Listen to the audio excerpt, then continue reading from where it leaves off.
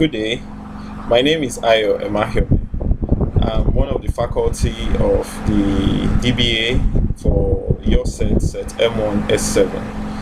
I will be taking you on the first three topics of your business plan workbook. That is the executive summary, the introduction to the business or the background of the business, and then the third one will be the marketing plan. This first video is on the executive summary and the company background. But before we start, I would like you to own your workbook. Owning your workbook, what I mean is you put a stamp on it. And how do you do that?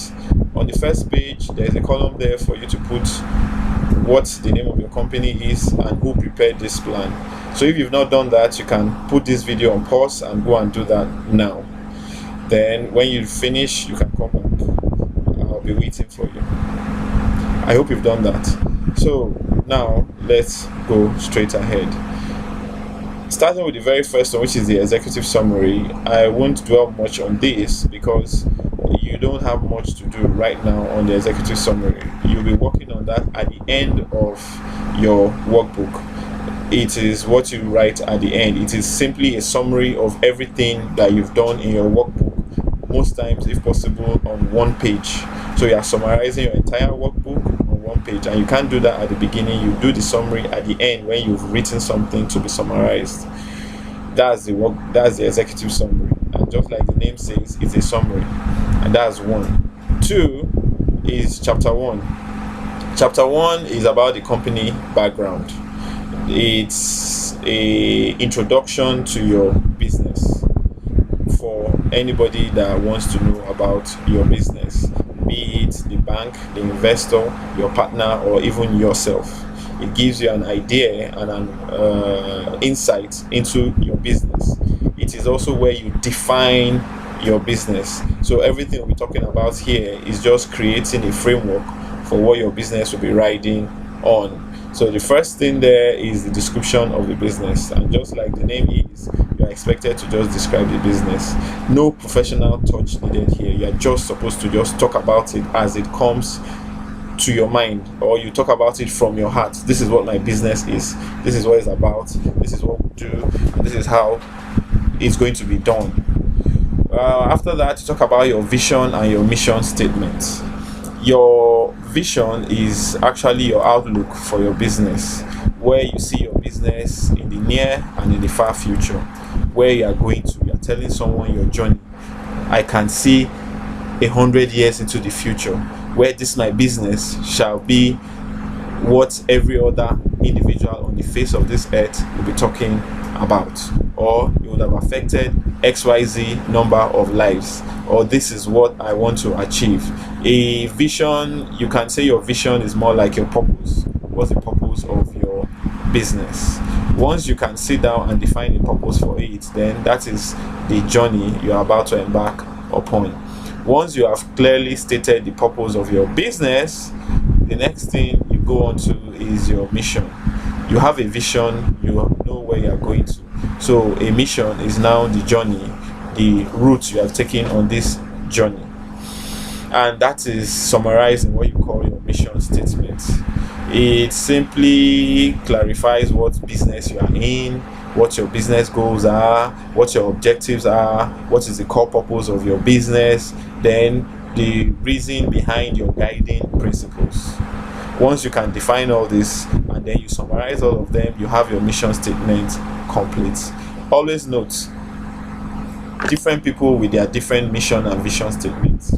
I'm not saying it's sacrosanct, but it's always advisable to make your vision statement and your mission statement a short statement, 1 or 2 sentences.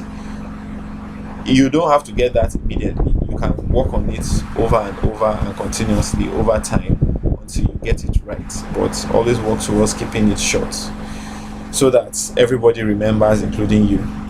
Then next is the business objective.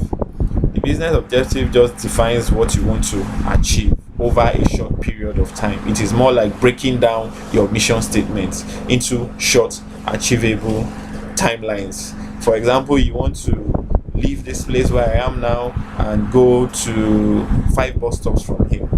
What's the journey plan? Are you going to go with a car? Are you going to go by public transport? Are you going to take a helicopter? Are you going to walk? And if you are walking, what are the milestones? Milestones, for example, here could be bus stops. I've already said you are going somewhere 5 bus stops from here. So if you are going 5 bus stops from here, your milestones could be each bus stop you get to. And if not, there might be landmarks, there might be things blocking you on the way. How do you get above them? All these form your business objective, and it's always important to break down your mission into objectives so that at each point in time you know where you are in your business work. Next, we move to your value proposition. Please note, I hope you have your workbook there with you and you are writing, and also if you have questions you are putting them down. My reason for this is so that you are following along, number one. Then number two, you can send all your questions to us either through your PMO directly or your PMG leader. You send them the questions and you will surely get responses, and anyone that can't be sent to you as a response via email, then you will get response in class. When we are in class, you get responses to that.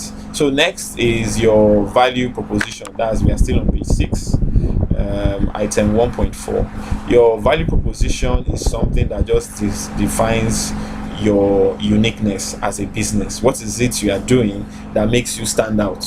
What is it you are doing that makes your business different from others? For example, are you faster? Are you cheaper? Or are you better? Or do you last longer? What is it that you do that is unique to you as a business? Or what is it that you do that you can do better than every other person around you? You can also use this to refer to your unique selling proposition. This is what stands you out. Let me think of a company now. For example, DHL says that nobody does it faster. That is, nobody does deliveries faster than them. And that is their unique selling proposition. Every company has something different. Then after that, you now discuss what are the critical success factors of your business. What is it that will make your business, that will assist or support your business in succeeding in the journey you're about to embark upon, or in the journey you've just stepped out into? Is it your location? For example, if you're a real estate company, as they always say, there are 3 rules, which are location, location, location. So location is key for a real estate company. Or is it pricing? For example, if you are into manufacturing for consumer commodities, small, fast-moving consumer commodities, pricing will be a key factor for you, and it could either make or mar your business. Then next, is it the packaging? For example, packaging also deals with issues like branding.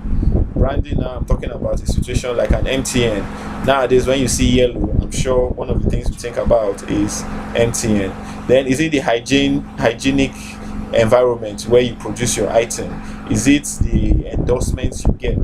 Is it the experience you are bringing onto ground in your product or your service? Or is it the kind of distribution network? You have to think through all this to know these are the things that are going to make my business successful. These are the advantages I have that will make my business better than the next person or the next person or whoever it is that is coming in the future, or who is already there in the business. You have to identify these things. Why? Because they form your strengths, and they are those things that you stand on to grow your business.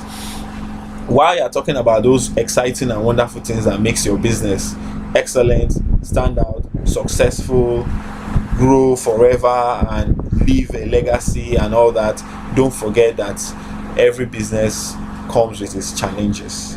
Every industry comes with its challenges. That is why you now need to look at item 1.7 on page 7, and that's, you are describing the challenges you feel you will face. Some of these things you might not be able to just sit down and think through and decide that there are challenges. You might need like a mentor, a consultant, or someone ahead of you, or you need a think group. It could be your friends or some people ahead of you. You sit down together and decide, okay, with and note they must all have different backgrounds. So when you sit down, you look at the business or you look at the industry. What are the challenges in this industry? For example, if we look at the fashion industry or a hairdresser, I've used this a lot anyway. You use the example of a hairdresser. A hairdresser that believes that her business is into fixing women's hair to look beautiful on them, and then all of a sudden someone comes and says, oh, the new fashion style is Grace Jones, and Grace Jones does not require hairdressing, it requires hair removal. You are out of business. But if you had considered the potential risk involved in hairdressing as a business, then you would have been able to let the women know that your job is not just making their hair beautiful, but your job is making them look beautiful. It's just that your area of expertise, which is now your unique selling proposition in hairdressing, is now, your unique selling proposition is now the hair. And next, you talk about the current status of your business. You talk about the history, when you started, how did you get the idea, where are you today based on the idea, or are you still rolling the idea in your head? Are you now about to expand your business? Are you bringing in partners? But always start from Genesis and get to the revelation of your business today. And note one thing: yes, you are in a class, you are writing a business plan, you are having the business plan workbook with you, which you will use to develop a business plan that you will submit.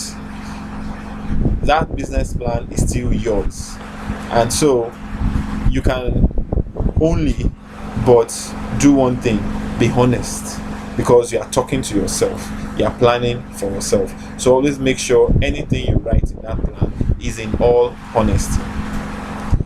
Right now is not an exam, so you are not going to fail and you are not going to pass.